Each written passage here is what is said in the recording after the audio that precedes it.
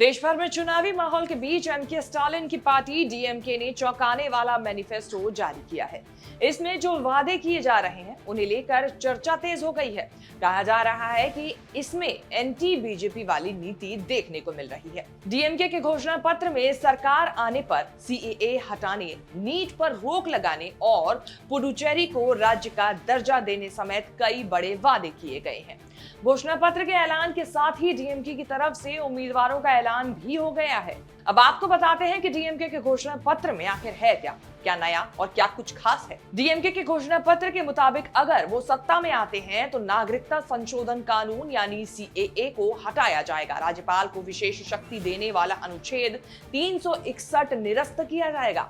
इसका मतलब ये हुआ कि राज्यपाल के चयन और अधिकार में राज्य सरकार का भी रोल होगा।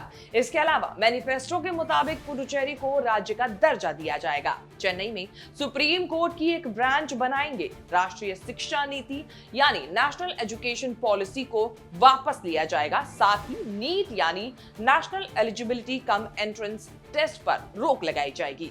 सरकारी स्कूलों के लिए सुबह के भोजन की योजना लाएंगे। महिलाओं के लिए 33% आरक्षण लागू किया जाएगा।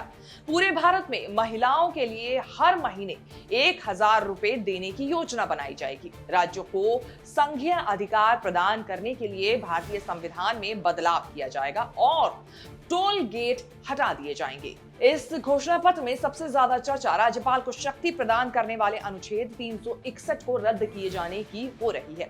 जैसे मौजूदा व्यवस्था में राज्यपाल के होने से केंद्र का राज्य पर सीधा एक विशेष अधिकार होता है। कई चीजें राज्यपाल के हाथ में होती है, केंद्र से ही राज्यपाल की नियुक्ति होती है, लेकिन डीएमके वाले इसी व्यवस्था को बदलने की बात कर रहे हैं। वहीं केंद्र सरकार की तरफ से लागू सीएए को हटाने वाली बात भी कही जा रही है। ये बात भी बड़ी है।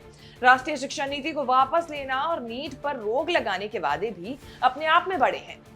तमिलनाडु के सीएम एमके स्टालिन ने मैनिफेस्टो जारी करने के बाद सभा को संबोधित करते हुए कहा, ये डीएमके है जो चुनाव से पहले घोषणा पत्र बनाती है और जो हम कहते हैं वो करते हैं।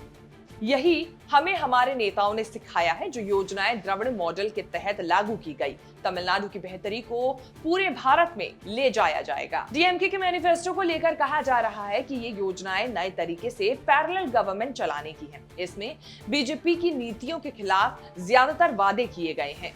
अब ऐसे में देखना यह होगा कि चुनावों में जनता को किसके वादे पसंद आते हैं और किसे सत्ता की कुर्सी तक जनता पहुंचाती है। आपको ये रिपोर्ट कैसी लगी कमेंट करके जरूर बताएं। वीडियो को लाइक और चैनल को सब्सक्राइब करना बिल्कुल ना भूलें।